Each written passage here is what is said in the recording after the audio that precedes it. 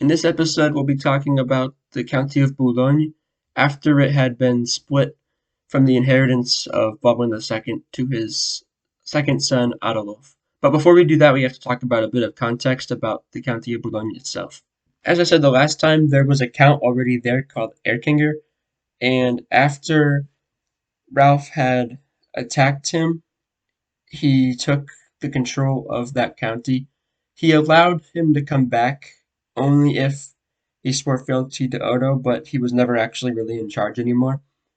It was Ralph that had some kind of control, but it did belong to the inheritance of the House of Flanders. So then, in 896, when Ralph was murdered, the County of Boulogne went to the County of Flanders, the Count of Flanders Baldwin II, which gave him a stretch of land from pretty much Zealand all the way to the where you'd think of Calais today, or a bit further south. Erkinger was allowed to live. He received the County of Boulogne from the king, further to the south, and he also escorted King Charles the Simple to Bonn, where he made the friendship pact with Henry the Fowler. And to show Erkinger had completely lost control of his County of Boulogne, when Baldwin II died in 918, he gave Adelolf his second son, the County of Boulogne, and including Saint-Pol and Terouanne. But Erkinger was still alive until 921, receiving none of it.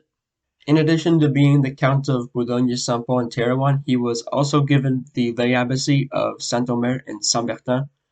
Being the lay abbot of Saint-Bertin meant that he could also have the County of Guines, which was a possession of the abbey. Essentially, one of the counts a few hundred years ago had entered the monastery and didn't have any children, so it went to the abbey, and whoever was the lay abbot was also owned the County of Guines. The County of Guines would eventually be given to Siegfried the Dane, but that's about 100 years later. It's a totally different story. Like his father and his grandmother, Adelolf also had a good relationship with the English. He was sent on a mission there by Hugh the Great, Duke of the Franks, to seek a wife for him. He brought to Athelstan a big relic collector, the alleged Sword of Constantine and the alleged Holy Spear. And this won him the sister of Athelstan for Hugh to marry. Another example of the alliance that they had was the half-brother of Athelstan, named Edwin, had drowned and his body was left on the beach, washed ashore, and Adelolf had it brought to Saint-Bertin for an honorable burial. Adelolf died himself in 933 at the age of only 40 years old. He had one son named Baldwin, but he was only 13 years old at the time, which meant that the county couldn't go to him, and it had to go to Adelolf's brother, Arnulf, who was the Count of Flanders at the time. So it goes, the County of Boulogne goes back to the Count of Flanders for another generation.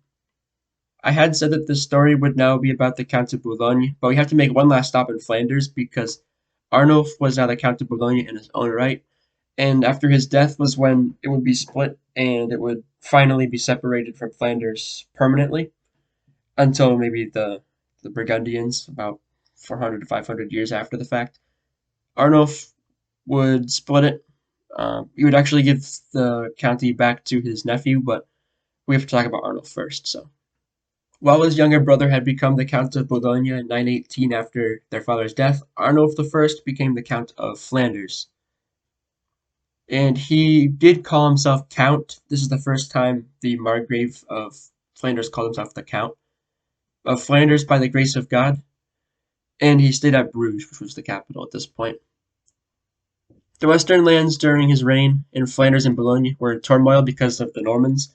They had been given a county there in 911, and they were still doing raids and attacking their neighbors, and consequently Arnulf was involved. He did conquer Amiens and Ponthieu, which made him effectively rule the land all the way from Normandy to Zealand. In 943, he had his men assassinate Duke William Longsword of the Normans, which would not play in his favor later. On March 27, 964, 21 years after the murder of William Longsword, some Normans came and assassinated Arnulf for what he had done to their old duke, and he was buried at St. Peter's in Ghent. Arnulf harbored St. Dunstan of Glastonbury, who had to flee because of his reformist monastic ideas, keeping him at the Abbey of St. Peter because he didn't know the language or customs of the area. Now that Arnulf, the last count of both Boulogne and Flanders, is out of the way, we can go back to the counts strictly of Boulogne.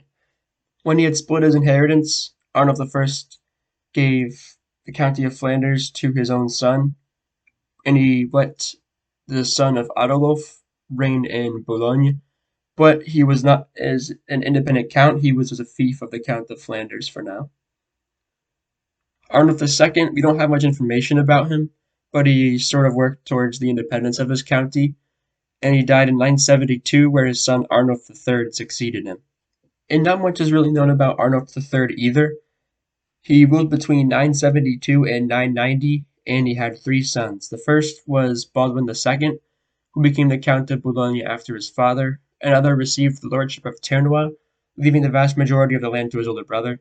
And another son who is lost to history, and who received the county of Terrouan, which he held in fief from the county of Artois, which itself was a fief of the county in Flanders.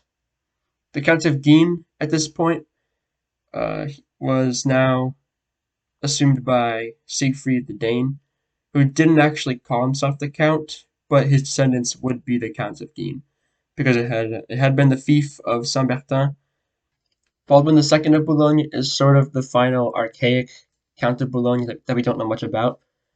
He was in an alliance with his second cousin, the Count of Flanders, the Count of Valois, the Duke of Normandy, and King Robert II of France, against Otto II of Blois, who took the county of Champagne after his cousin's death, and he was having designs on France and Lorraine, and they all made a coalition to stop him. He was also the one to find Harold Godwinson shipwrecked on his shores, and he was killed in battle in 1027 against the Count of Ponthieu, who was right to the south of Boulogne. The son of Baldwin II of Boulogne was Eustache I. He started ruling in 1024 with his father, who had died in 1027, and then ruled alone after that. Eustache and Baldwin V of Flanders were able to reconcile their differences, the differences that their fathers had, their struggle, so that they could focus on their own counties and subduing their own castellans, which castle building had really taken off at this point. Not so much to stop the second invasions, but actually just to either attack each other, protect from each other, or to sell to each other in terms of lords, castellans, knights, that sort of thing. The Counts of Boulogne really began to shine with Eustache and his son and grandson. He was able to marry his son, Eustache II, with the niece of Duke Richard II of Normandy, and Eustache I himself had married Matilda of Louvain and had 4 children with her. He had Eustache II, who would succeed to the County of Boulogne. He had Godfrey, who became the Bishop of Paris. He had Lambert II, who was given as a fief the County of Lens, which not much is really known about it. It's pretty small. Lambert II fought alongside his cousin at the Battle of Lee in 1054 against the Emperor Henry III, who had gone there to punish Baldwin V for marrying Richilde, the widow of the Count of Mons, which was done without his permission. As you ought to know, marriage was only done at any level of society with the permission of the lord, or in the case of a marriage between vassals of 2 different lords, with the consent of both of them. Or at least this was the expectation. And of course, Richilde was a direct vassal of the Emperor Henry himself, so you can imagine his dismay when he marries someone outside of the empire. And lastly, he had a daughter named Gerberga, who was married to the Duke of Lower Lorraine, Frederick. The last 2 Counts of Boulogne from the House of Flanders, or descended from it, are some of the most important when it comes to medieval counts. Eustache II is the first, ruling from 1047 when his father died.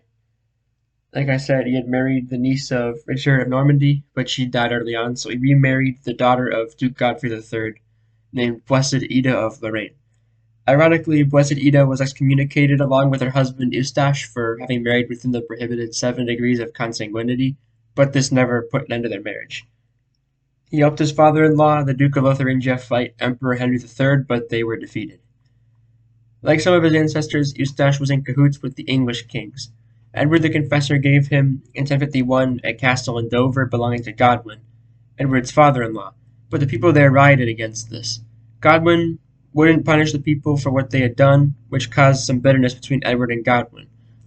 As a result of this, Eustache II and his men were kicked from England, which could explain why he saw a great opportunity in William the Conqueror in 1066. Eustache is actually on the Bayeux Tapestry doing what the main account of the Battle of Hastings said he did, and I quote it here. With a harsh voice he, Duke William, called to Eustache of Boulogne, who with 50 knights was turning in flight and was about to give the signal for retreat. This man came up to the Duke and said in his ear that he ought to retire, since he would court death if he went forward. But at the very moment when he uttered the words, Eustache was struck between the shoulders with such force that blood gushed out from his mouth and nose, and half dead, he only made his escape with the aid of his followers. On the tapestry we can still see him looking at the conqueror, pointing at him as the Duke lifted his helmet to show that he was still alive and to encourage his men to keep on fighting. Like many helpers of William the Conqueror, Eustache was given rewards across the Channel at the profit of the nobles that were there before them. Eustache lost this though by conspiring to seize Dover Castle that he had been kicked from a few years prior, so William took away what he had given him, but eventually gave some back out of pity or to keep his favor. In 1069, Eustache's father-in-law, the mother of Ida, Duke Godfrey III of Lotharingia, had died, and he only left a son who died soon after in 1076, and two daughters, namely Rolanda, who had married the Count of Nemours, and Ida, who was Eustache II's wife. One of the lands that was up for grabs was the County of Boulogne, which, if you know Boulogne at this time period, it might ring some bells for you. It was the Prince Bishop of Liège that didn't want Rolanda to lay claim to it because she was already in Nemours and she had lands around in Lotharingia, so he didn't want her to have more in Boulogne. So what he did was he had a castle built that blocked her path to Boulogne, which let Ida claim it with Eustache. So by his wife, Eustache II had Boulogne, and when he died, it went to his son Godfrey of Boulogne, which you might remember from the Crusades. I'm not going to talk about the Crusades here just because it's been done very well by other people, so I don't really see a purpose. I'm trying to do things that are more obsolete or not really talked about. Also, Baldwin of Jerusalem is Eustache II's child, but the one that this story follows mainly because he's the one that had more children is Eustache III of Boulogne. He was given Boulogne as his inheritance, and Boulogne was given to Godfrey. Eustache III is the last male heir of the House of Flanders in Boulogne. His daughter was Matilda, who would marry Stephen of Blois. So from that point on, it becomes the House of Blois that runs the county for a while, and then it goes to others, which I'll get to. What needs to be kept in mind about the County of Boulogne is that it was so close to England that obviously Eustache II had helped William the Conqueror and had even been in England before the conquest. So, including with previous marriages and diplomacy with England. So, it's no surprise that Eustache III was in England before the Crusade. At Rochester Castle, he was supporting Robert Curthose against William II, but when Robert Curthose hadn't arrived from Normandy and he was being besieged by William, he asked William for peace, and then William let him go. Godfrey had been given the Duchy of Boulogne by his father, who died in 1087, but sold it to the Prince Bishop of Liège to finance his crusade in the year 1095, when the news of the crusade started spreading. He needed to buy armor, horses, and pay his vassals to go with him. Eustache III fought with his brothers Godfrey of Boulogne, which he had ironically sold, so it's kind of weird to call him of Boulogne if he doesn't have it anymore.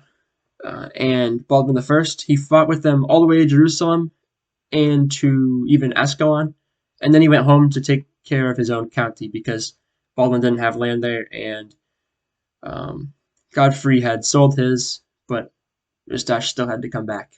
A while after Eustache had gone home, in the year 1118, his brother King Baldwin I of Jerusalem died and it was proposed that Eustache would take his brother's place in Jerusalem, which he rejected at first because he was still a Count of Boulogne. But then at some point soon after, he changed his mind and started making his way down to Italy to take a ship to Jerusalem. But when he was in Apulia, the news reached him that another Baldwin from a different family was elected and crowned king instead.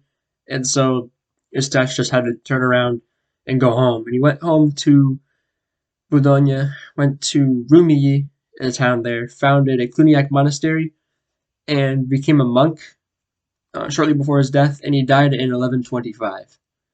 And that is when the history of the House of Flanders in Boulogne comes to an end, because his daughter Matilda had married the had married Stephen of Blois.